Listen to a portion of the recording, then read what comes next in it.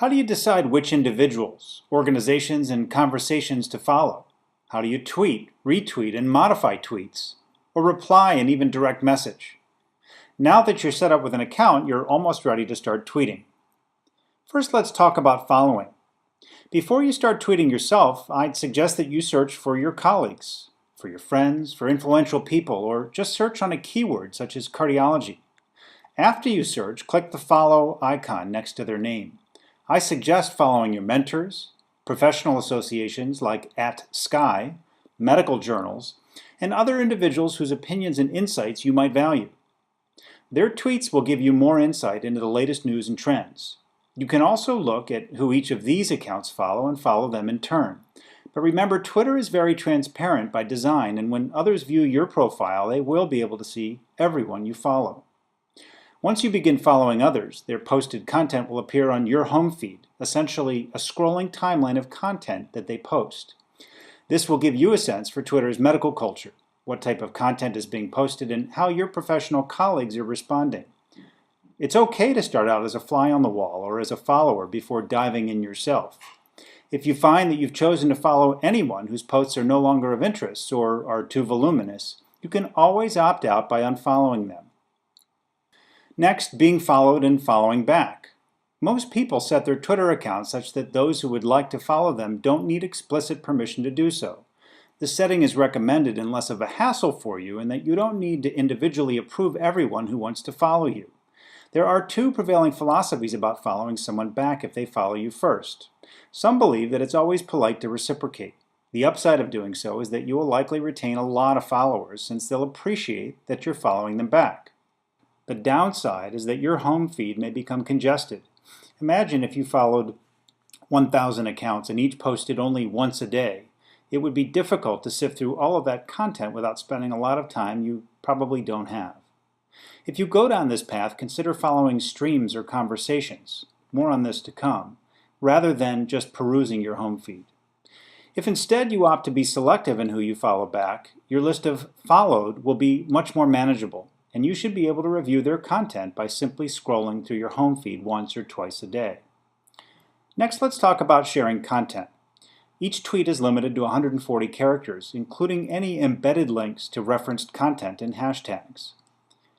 Retweeting means that you reshare or give credit to someone else's tweet to all who follow you as well as to others who might come across your tweet.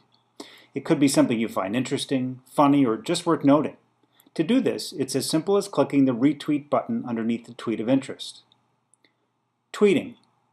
Most articles, abstracts, stories, blogs, and so on can be tweeted these days. If you're reading something that your followers or others might find interesting, look for the Twitter icon at the top or bottom of the page you're visiting. Just click on the Twitter icon to share.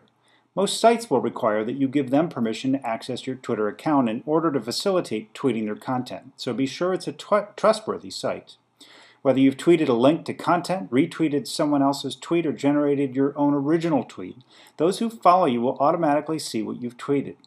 If you'd like others who don't follow you to see your tweets as well, in other words, if you'd like to broaden your reach, you should include 1 or 2 hashtags for others to locate your content.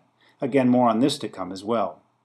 Finally, a variation on retweeting, where you add your own perspective or modify what someone else tweeted slightly without materially changing the meaning or content. This is known as a modified tweet.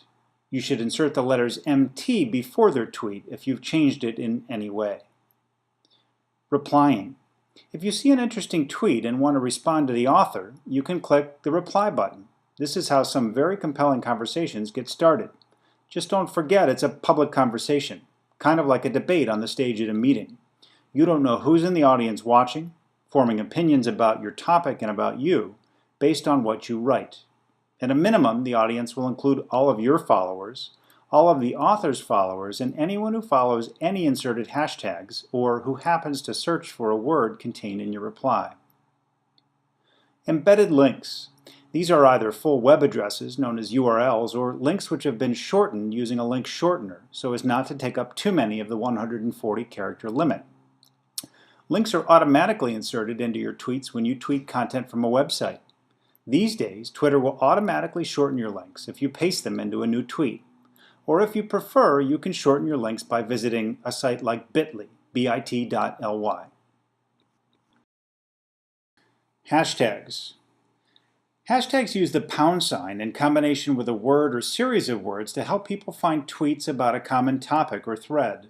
Essentially, ongoing conversations form around a given hashtag for as long as it's in use.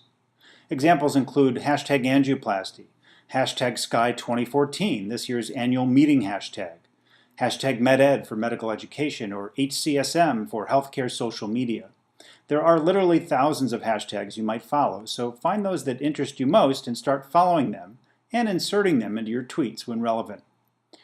One-time hashtags may be used to insert humor or sarcasm into a tweet. For example, you might be thinking about inserting the hashtag, "Can I really learn how to do this?" into your tweets right about now. Just be careful that you haven't left room for misinterpretation if you include a humorous or sarcastic hashtag.